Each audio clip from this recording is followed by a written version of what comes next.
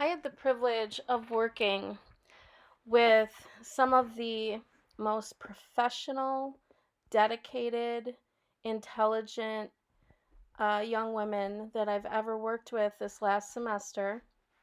And they were part of a pedagogy class that I was teaching, where we looked at uh, theoretical underpinnings of reading pedagogy, and then we're transitioning into this idea of practice, um, and how to teach reading at the college level within a critical social justice framework. And they were really doing a lot of their own unpacking at the same time as really delving in to how to implement the practices we were studying.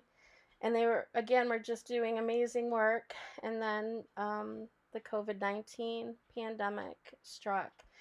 And um, they had to transition as graduate students to an online learning environment, but then also as very novice educators into teaching in an online environment.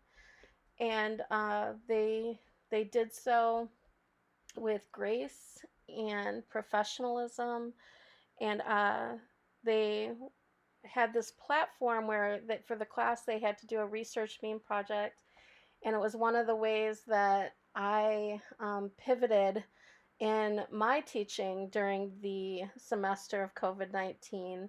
And I thought, what better way to alleviate some of their anxieties than to let them explore an issue that's important to them in a multimodal way, which all of them have to teach multimodality in their composition classes that they teach for undergraduates, but then to also write a practitioner paper about their experiences this semester.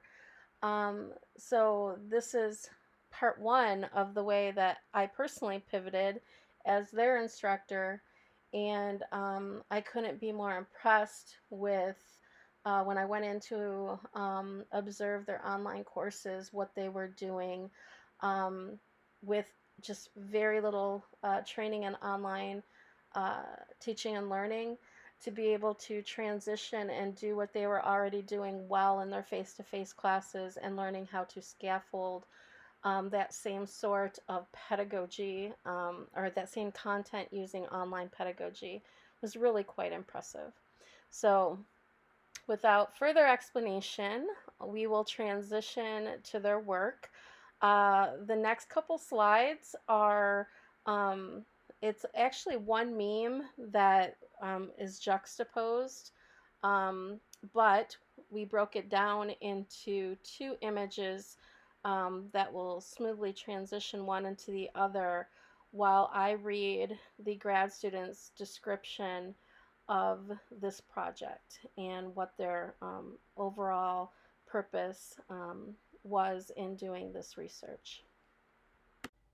COVID 19 has further exacerbated the deep inequity of higher education. As we attempt to learn through devices like Zoom University, it has become clear that our strategies aren't working. The coronavirus has highlighted inequities that have always been present in our society. And one thing that is really evident right now, with schools across the country moving to online only per executive orders and all of that, is access to quality internet, or just internet at all. Um, I know that's a huge issue everywhere, even in my area where I'm from, which is typically thought of as, middle to higher class individuals. But a lot of the students at the high school I went to live very remotely, or do not have that income status and don't have access to internet to do their homework. And it might be shocking to some, especially to those who have that kind of privilege in our society, who live and have that access or make enough money to be able to even afford it.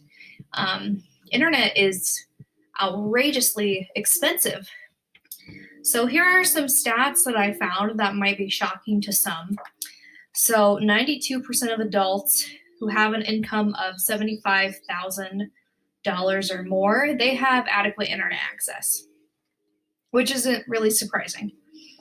Um, with adults that have an income of $30,000 or less, only 56% of them have access to adequate internet.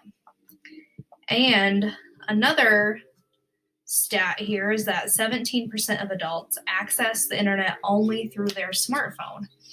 I personally cannot imagine trying to do my homework on a smartphone. And what about those that don't even have smartphones? This is another luxury and privilege that wasn't highlighted on in this particular article, but I can see how that would be another issue. One last point is that as a grad student, I understand these challenges. My internet in Marquette was the school's internet. It sometimes worked, was kind of sketchy. If I was, still in high school, working at home at my parents' house, there's no way I could do some of the stuff that my students are being asked to do in their other classes. I, as an educator, have to keep in mind that some of my kids don't have access to internet. I have some of my students driving to like McDonald's to upload their assignments or do videos or access synchronous Zoom sessions. So as educators, we have to keep this in mind and make sure our course is accessible to everyone, no matter what is going on. Thank you. The country's post-secondary education institutions have made the switch to distance learning during the COVID-19 pandemic. The switch to online courses has the potential to severely impact our students' well-being and ability to participate in classes. There are a few ways educators have gone about making the switch, and it is important to consider the positives and negatives associated with these options. Synchronous learning is online or distance learning that happens in real time. Students who thrive more during active discussion, prefer immediate feedback, and enjoy the personal familiarity that you can only get in real-time interaction generally do better with synchronous online learning.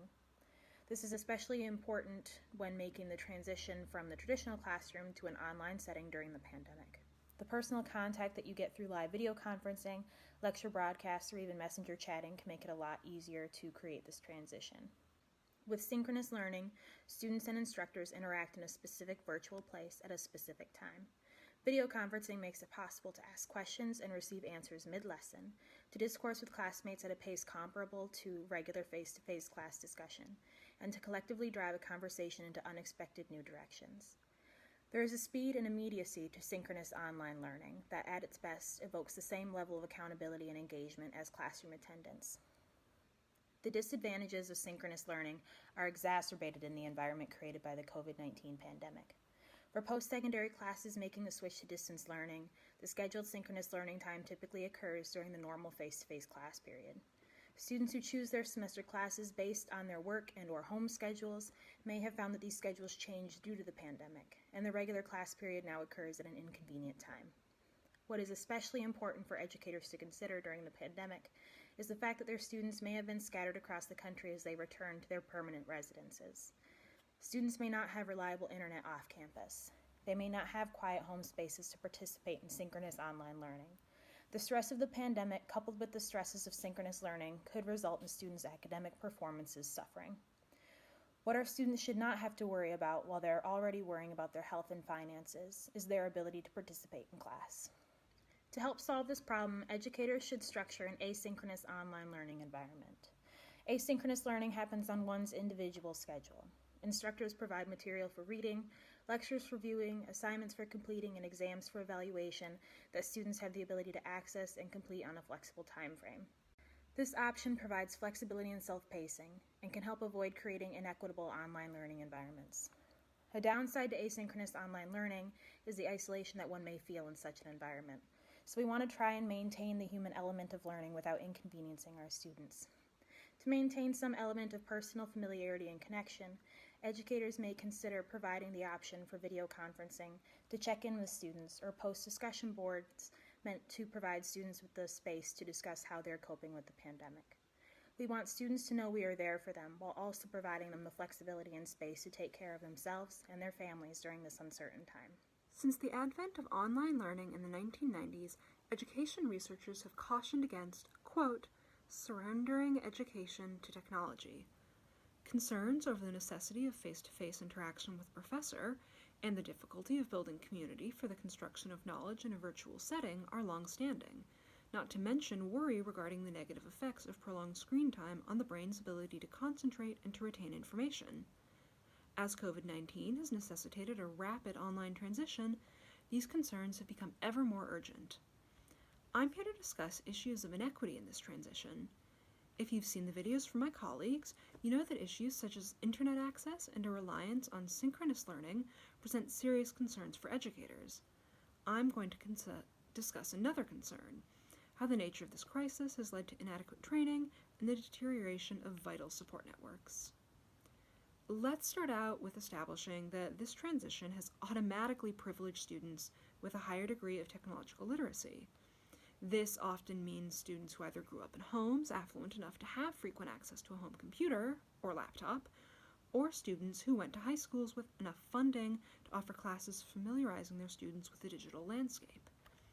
Furthermore, the autonomous nature of online learning favors students who are prepared and who have a very high degree of self-efficacy. That is to say, those students who are least likely to be at risk, and to need campus support structures which are now also locked behind a technological barrier. To be clear, in most places, appointments with the support structures like the writing tutors, the counseling center, or the financial aid office are still available, but only online.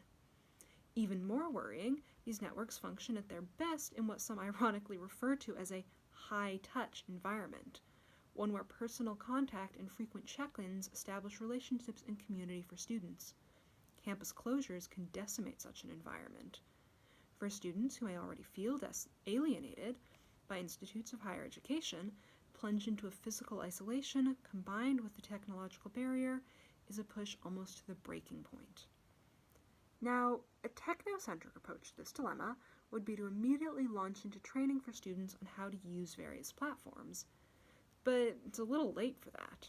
Trying to orient students to an online platform after switching to said platform is a somewhat flawed model, especially when many instructors are equally unfamiliar with the technology. Moreover, this does not address the broader issues at play, that this situation was not created by COVID-19, nor, in truth, exposed by it. The rift between students who come from a background of privilege and those who do not has always been present. It will not be solved through a Zoom training session, or through stopgap measures like emergency funding or short extensions. Instead, a wholesale restructuring of higher education must be our goal.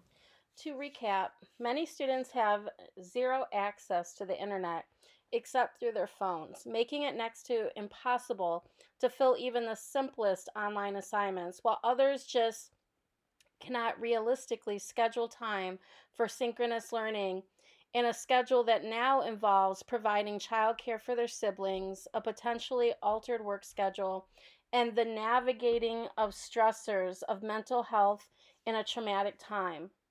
The campus support networks, which ideally could assist struggling students, are less accessible, and previously successful high touch environment strategies are now impossible. We urge our fellow educators to plan the remainder of their time teaching in online environments with these inequities in mind. Gear assignments toward asynchronous learning, not activities like broadband intensive video conferencing. Generously extend deadlines to students who simply cannot complete the work at the same pace, or better yet, excuse assignments altogether. And remember that our ultimate goal cannot be a return to normal.